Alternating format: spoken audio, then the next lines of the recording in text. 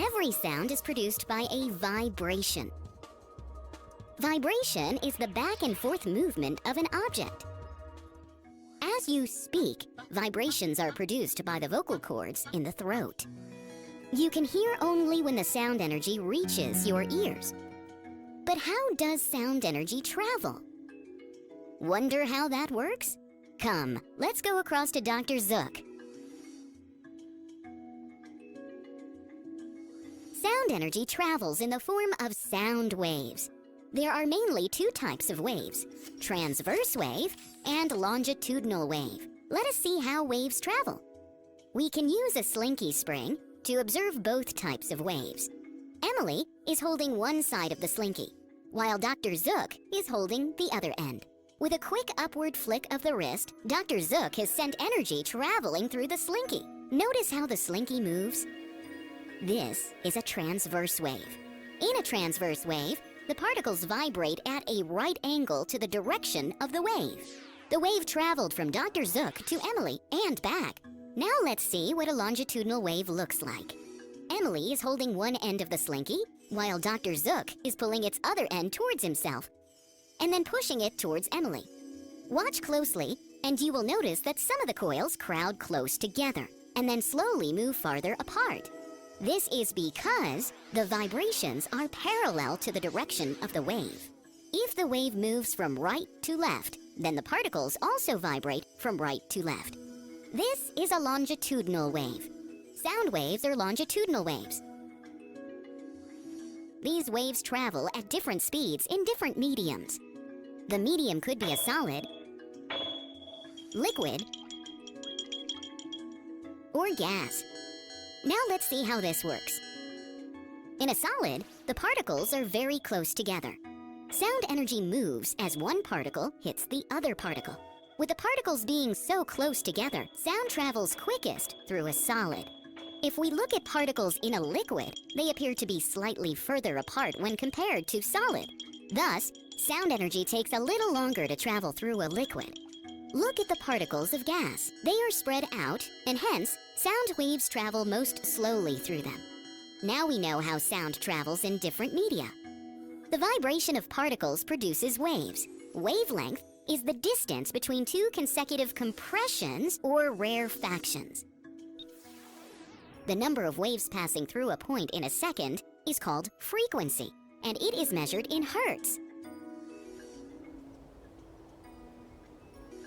Sound waves travel in all directions. Emily? Sound gets reflected. That is, it bounces back on hitting a solid surface. Bouncing back of sound is called echo. Bouncing back of sound is purposefully used in detecting depth of seabeds. That's amazing, isn't it? So in this last video, I'm going to talk about constructive and destructive interference in sound waves, as well as the Doppler effect. So remember that constructive interference is when two waves come together and their wave amplitude adds. So in terms of sound, this means that the sound would actually get louder. Whereas if we see destructive interference, the wave amplitudes are actually going to subtract from one another, and we would hear a softer sound or some sort of noise cancellation.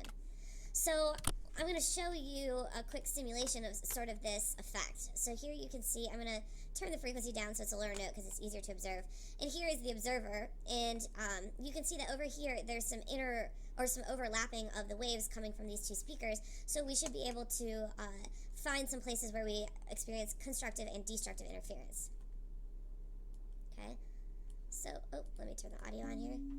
So you can hear the note, and if I were to move him around, you hear positions where it gets quieter, here, or it gets louder.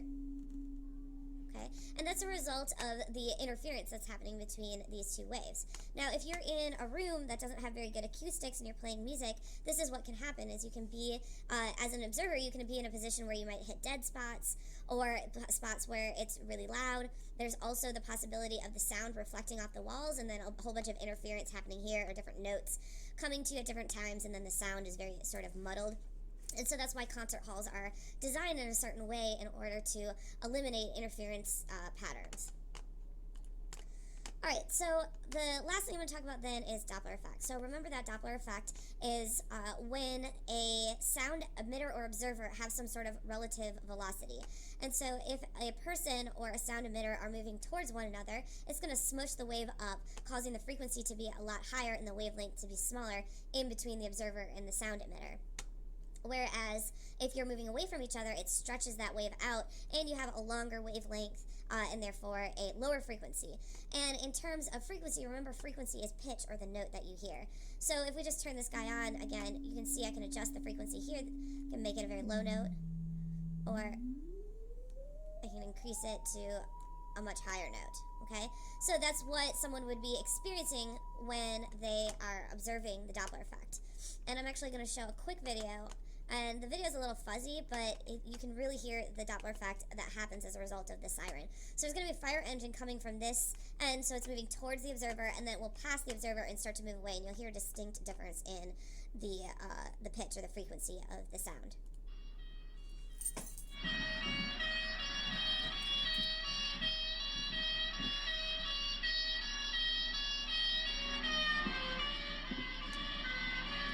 Okay, so you can definitely tell that as the fire truck passes the person that there's a very distinctive change in the pitch, and that is a result of the Doppler effect.